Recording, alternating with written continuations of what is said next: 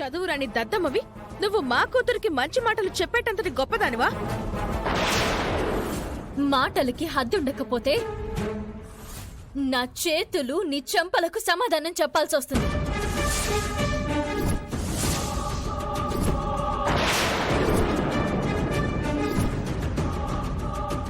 అమ్మా, ఇంకా ఈ విషయంలో వాదోపవాదాలు అనవసరం.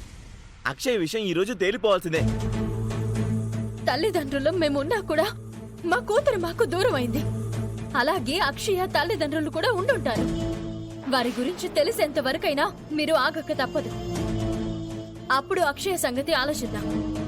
అక్షయ తల్లిదండ్రులు మీరే కాబట్టి దీన్ని వీలైనంత తొందరగా బయటికి గంటేసి పైకి పంపించాలని అనుకుంటున్నాను.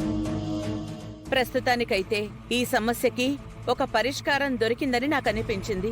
అది చెప్తాను వినండి.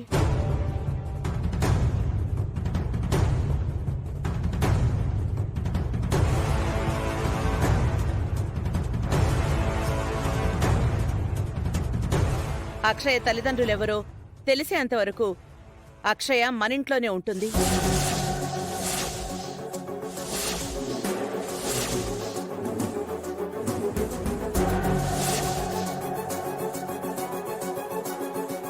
తన తల్లిదండ్రులు ఎవరో తెలిసిన తర్వాత అక్షయ మనింటి నుంచి వెళ్లిపోతుంది.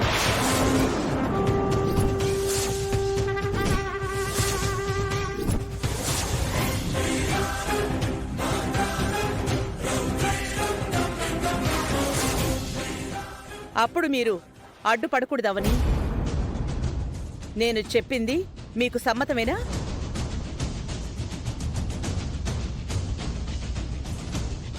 చెప్పండి. ఇలాంటి మంచి పాపని వదులుకోవాలని మాకు లేదు.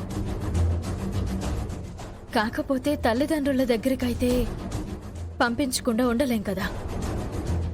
మీరు చెప్పిన దానికి సమ్మతమే అత్తయ్య.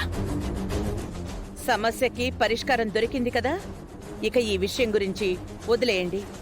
అక్షయ్ తల్లిదండ్రులు వచ్చిన రోజున నిజంగానే అక్షయ్ని పంపించేస్తారు కదా? ఏవేవో కారణాలు సాకులు చెప్పి అక్షయ్ నుంచారు కదా?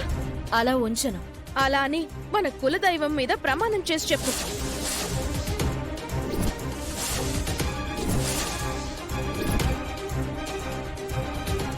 అక్షయ్ తల్లిదండ్రులు అవని శ్రీకలు కళ్ళ ముందే ఉండగా నా బంగారం ఇలాంటి మాట అడుగుతోందంటే ఈ గ్యాప్లో ఏదో ప్లాన్ వేసినట్టుంది.